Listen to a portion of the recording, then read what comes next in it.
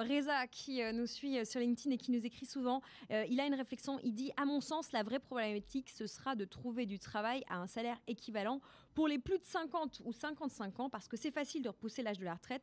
Encore faut-il que les entreprises acceptent d'embaucher des seniors. Je vous cite Reza parce que ça fait écho avec le mot mentalité que vous utilisiez tout à l'heure, Fabrice. Il y a deux sujets dans cette question de Reza. La première, c'est salaire équivalent, qui me pose pas un vrai problème. Je réfléchis pendant que je réponds parce qu'effectivement, je suis confronté aussi dans les recrutements que j'opère depuis de nombreuses années. Je n'ai pas de cas flagrant de différence de salaire.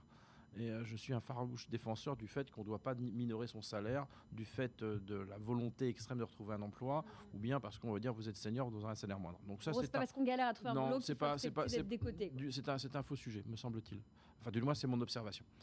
L'autre sujet, c'est effectivement, ça revient à ce qu'on disait de tout à l'heure, c'est de changer ses mentalités et que la prise de conscience des entreprises. Je donnerai un ou deux exemples. Quand on prend la pyramide des âges d'une entreprise, on se rend compte qu'une pyramide des âges ne fonctionne pas que par le bas. On ne va pas gérer une entreprise qu'avec des juniors. On doit gérer le middle management et puis on doit gérer le top management. Et dans le middle management et le top management, il y a des seniors. Ils ont une importance vitale dans l'entreprise. C'est la transmission du savoir. C'est des mentors. La mémoire de l'entreprise part quand tous les seniors partent. Des entreprises ont été recherchées des seniors qui avaient été mis en retraite anticipée. C'est quand même flagrant.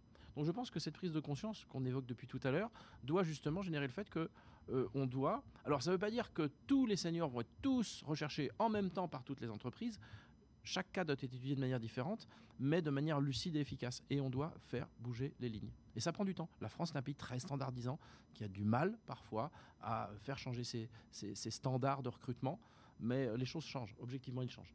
Question de Maël qui nous a écrit à l'adresse avecvous@bfmbusiness.fr. Maël nous demande, selon vous, Fabrice, que contient la réforme des retraites qui effraie autant les salariés ? C'est un mix de différentes choses. On parle de rallongement et on parle d'une employabilité très faible. Aujourd'hui, on a un tiers des salariés de plus de 60 ans qui sont salariés après 60 ans. Donc, et prenons le cas de l'Allemagne et de la Suède, c'est 70%. Oui. Donc on a un chemin colossal à faire.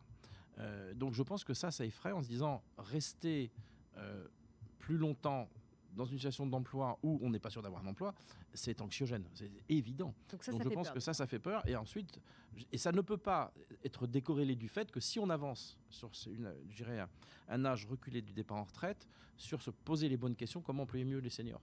Et que les entreprises doivent se dire mais pourquoi et comment les employer. Pendant des années, on a considéré qu'à partir d'un certain âge, dans les plans sociaux, on mettait tous les seniors en pré-retraite. Il faut arrêter de manière radicale avec ça. Ça n'a pas de sens. Ça n'a pas de sens économique, ça n'a pas de sens de productivité, ça n'a pas de sens sur la performance de l'entreprise. C'est une balance équilibrée du junior jusqu'au senior. Et il faut arrêter de dire qu'il n'y aura que des juniors plus et plus de seniors. C'est une ineptie.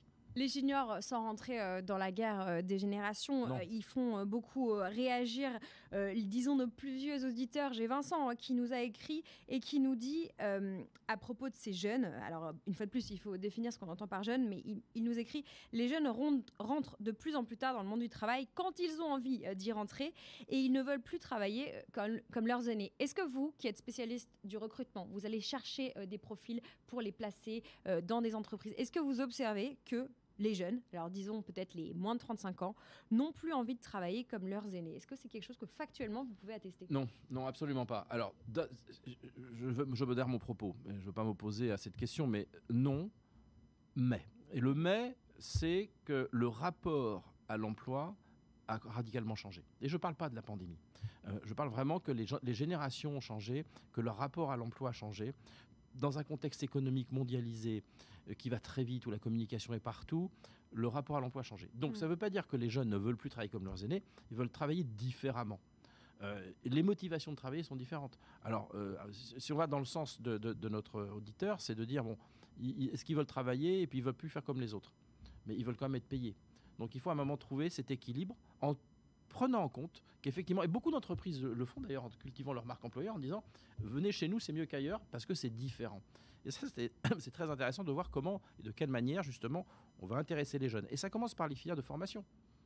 Les formations diplômantes, les formations en alternance, l'apprentissage, ça doit donner goût aux jeunes générations de rejoindre l'entreprise Et justement, et après, l'entreprise doit s'adapter à un monde qui bouge. Et de fait, que nos jeunes, ou moins jeunes, considèrent qu'ils travailleront différemment, avec un rapport à l'emploi différent, mais peut-être plus longtemps.